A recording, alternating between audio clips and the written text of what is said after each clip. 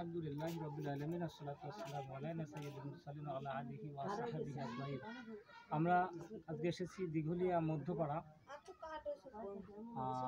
আমাদের এক চাচার মাধ্যমে জানতে পারলাম এখানে একটু অসহায় হতদরিদ্র পরিবার আছে, যাদের কোনো ঘর নাই। এবং এই যে দেখেন আপনার এই যে ঘরের যে অবস্থা, আসলে কি বলবো, যে আমাদের ভিডিও দেখেন আপনার দেখানো হচ্ছে যে ঘরটার ভিতরে এনারা বসবাস করে, আসলে এখানে মানুষ থাকার মতো উপযোগী না। সাইডে কোনো বেড়া নাই, উপরে টিনটা কোনো রকম দেওয়া আছে, একটু এগুলো হচ্ছে সব কাগজ দিয়ে এখানে রেখে দেওয়া হয়েছে। তা আমরা আমাদের এক মুরব্বিয়ান ইকরাম আমাদের কেনার কথা বললেন, বলার পর আমরা দিঘলিয়া হিলফুল ফুজুল ফাউন্ডেশনের পক্ষ থেকে আমরা এখানে এসেছি। আমরা এসেছি যে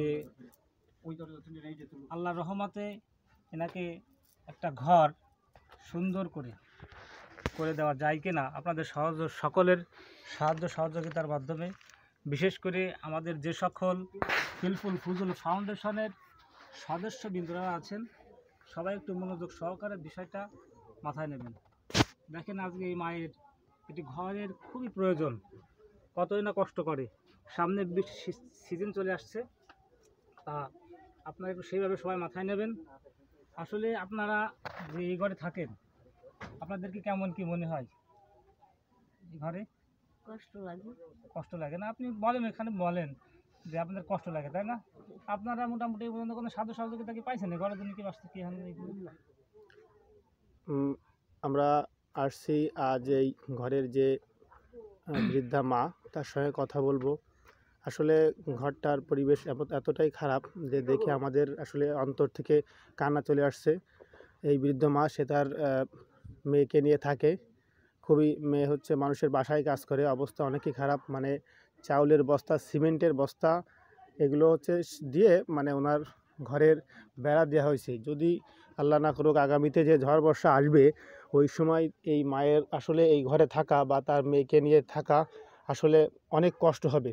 তা আপনারা ওনাকে একটু আপনাদের মাধ্যমে সুনির্দিষ্ট তাকাবেন এবং সহযোগিতা করবেন, যাতে আমরা ওনার এই ঘরটায় যতটুকু প্রয়োজন হয় ততটুকু আমরা তাকে ইনশাআল্লাহ। আমরা হিলফুল ফুজুল ফাউন্ডেশনের পক্ষ থেকে আসছি ওনাকে দেখে আসলে আমাদের ভিতরটাই খুব খারাপ লাগছে। এর জন্য আমরা আজকে হিলফুল ফুজুল ফাউন্ডেশনের উদ্যোগেই, হিলফুল ফুজুল ফাউন্ডেশনের পক্ষ থেকেই আমরা একটা সিদ্ধান্তে পৌঁছাচ্ছি যে এই মায়ের ছোট্ট একটা ঘর আমরা যদি করে দিতে পারি, তা মা আপনি কি গ্রহণ করবেন? হ্যাঁ, আলহামদুলিল্লাহ। আসলে ওনার অনুমতি নিয়েই ভিডিও করা এবং ওনার সাথে পরামর্শ করে সব কিছু করা। তা আমরা হিলফুল ফুজুল ফাউন্ডেশনের সকল সদস্যবৃন্দ এসে আপনার বাড়ি